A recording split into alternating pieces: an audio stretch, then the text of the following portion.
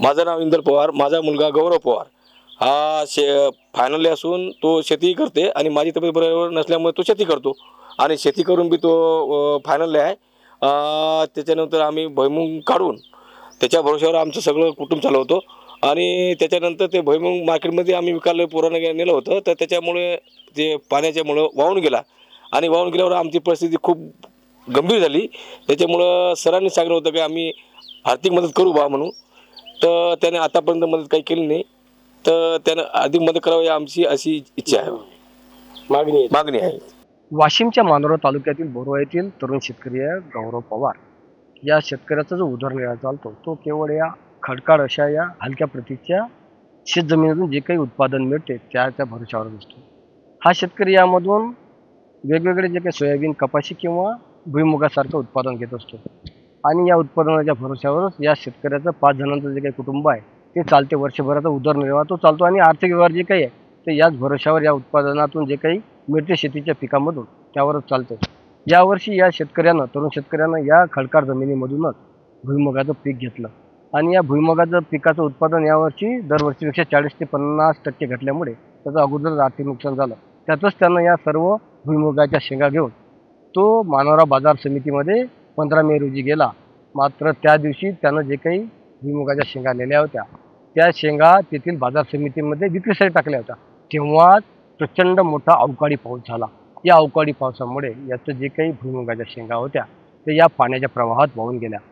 त्यानं त्या शेंगा वाचवण्याचा प्रयत्नही केला, मात्र तो असफल ठरला। तो हतबल होता, कारण त्याच्या डोळ्यादेखत त्यानं जे काही प्रचंड मेहनत करून उत्पादन काढलं होतं ते वाहून गेलं। त्यामुळे हा शेतकरी प्रचंड हताश झाला आणि त्याचं जे काही होतं प्रचंड आर्थिक नुकसान झालं। त्याला त्या दरम्यान केंद्रीय कृषी मंत्री यांनी फोन करूनही सांगितलं होतं, कॉल करून, की गौरव तुला आम्ही भरीव आर्थिक मदत देऊ। तेव्हा बाजार समितीचं जे काही नुकसान झालं त्यापोटी 20,000ची मदत केली, मात्र ती अतिशय तोकडी ठरली। या शेतकऱ्याला त्याहून अधिक मोठं नुकसान आहे, कारण त्याचा उदरनिर्वाह या पिकाच्या भरोश्यावर आहे। माझ्या समेत हा गौरव पवार नामक शेतकरी, आपण त्याला विचारूया काय झालं। 15 मे रोजी तो दिवस होता। माझा माल मी मार्केटला विकायला नेला होता भुईमुग।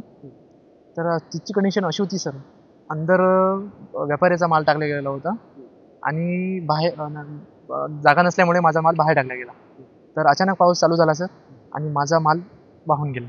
त्याच्यामध्ये 10 क्विंटलपर्यंत माल वाहून गेला आणि जो उर्वरित माल होता तो पाण्यामध्ये पुरं भिजून खराब झाला होता। तर बाजारभाव चालू झाले, खरेदी चालू झाली सर।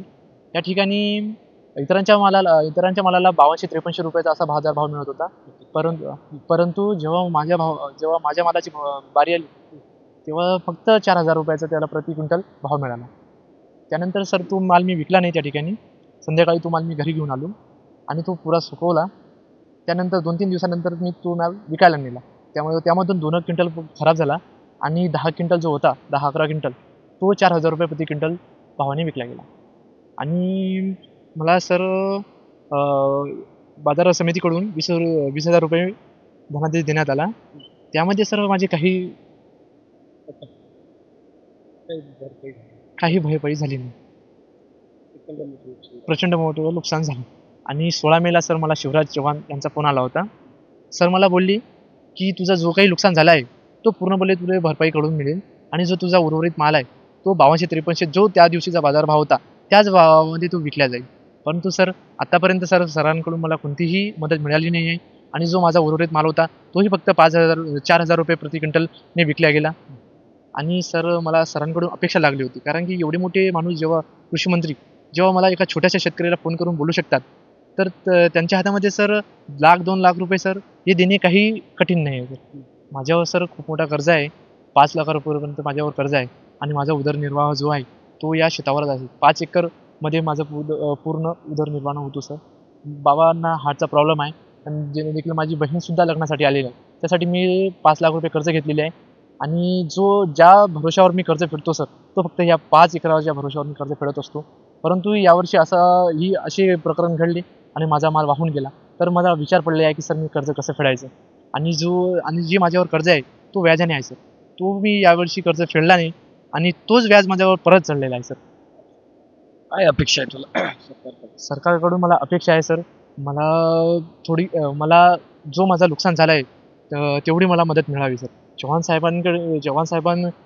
साहेबांकडे सर 1,00,000-2,00,000 रुपये ही फारशी काही किंमत नाही आहे सर, रक्कम किती नाही. नुकसान झालं होतं? माझं सर 90 ते 1,00,000 रुपयेपर्यंत एक लाख रुपयेपर्यंत माझं नुकसान झालं आहे सर. मला सरांकडून अपेक्षा आहे की त्यांनी मला 1,00,000पर्यंत तरी मदत करावी, जेणेकरून सर मी माझ्यावर जो कर्ज आहे तो मी फेडू शकणार, व्याज वगैरे देऊ शकेल सर. जेणेकरून माझ्यावर गाडी सुरू होईल. जेणेकरून सर माझ्यावर ट्रिपल जो व्याज म्हणते सर तो चढणार नाही सर, जेणेकरून त्याच्यामुळे मी थोडा लोकांना देऊन शांत बसू शकते सर. खरंच या शेतकऱ्याचं प्रचंड मोठं आर्थिक नुकसान झालं. जे केंद्रीय मंत्र्यांनी कृषी मंत्र्यांनी आश्वासन दिलं होतं ते त्यांनी पूर्ण करावे अशी अपेक्षा गौरवसह त्याचे कुटुंबियाची आहे. मात्र 1.5 महिन्याचा कालावधी उलटला तरी अद्याप या शेतकऱ्याला भरीव आर्थिक मदत झाली नाही. किमान आता तरी या शेतकऱ्याला या सरकारने मदत करावी अशी अपेक्षा या शेतकऱ्याकडून व्यक्त होते. किशोर भोमाशे, निर्विघ्न लोकमत, बोरव्हा, वाशिम.